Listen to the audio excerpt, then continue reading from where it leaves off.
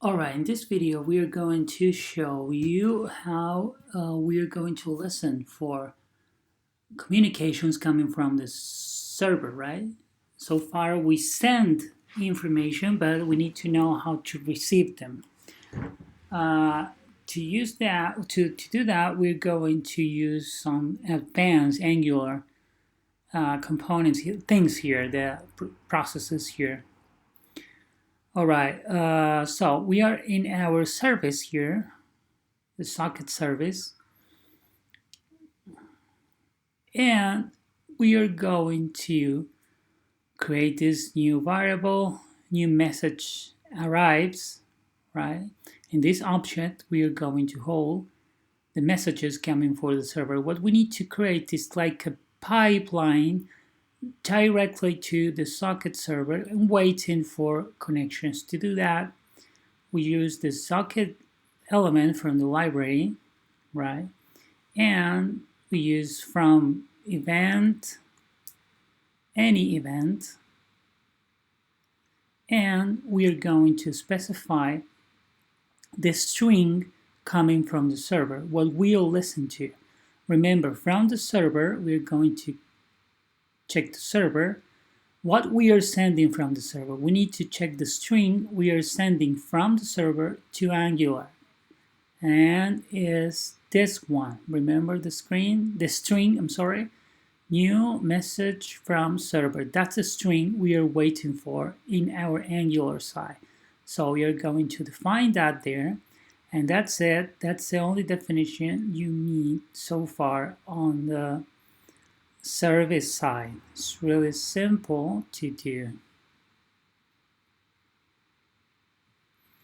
Alright, I will add some comments. This code is going to be in GitHub, so you will be able to download it, use it.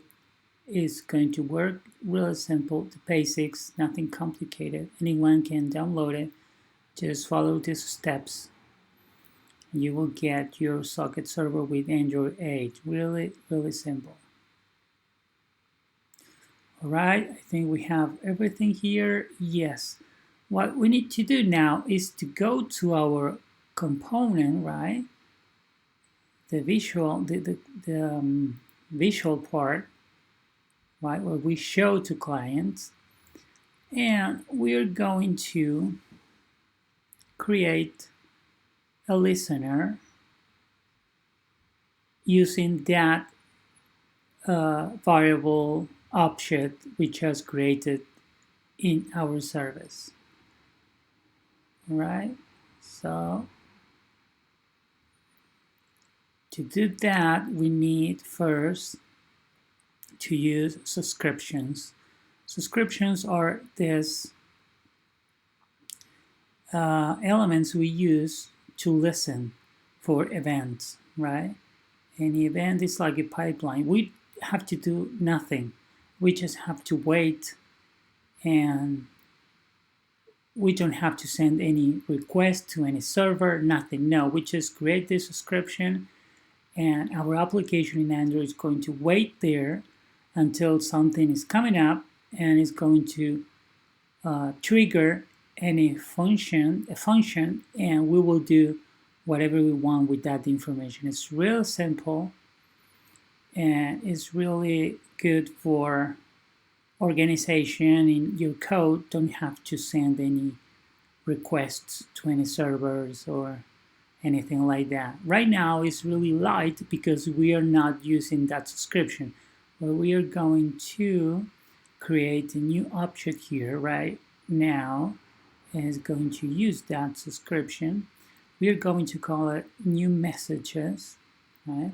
It's going to be type subscription. Remember, we are in TypeScript, so everything has a type. And all right, let's add some comment there.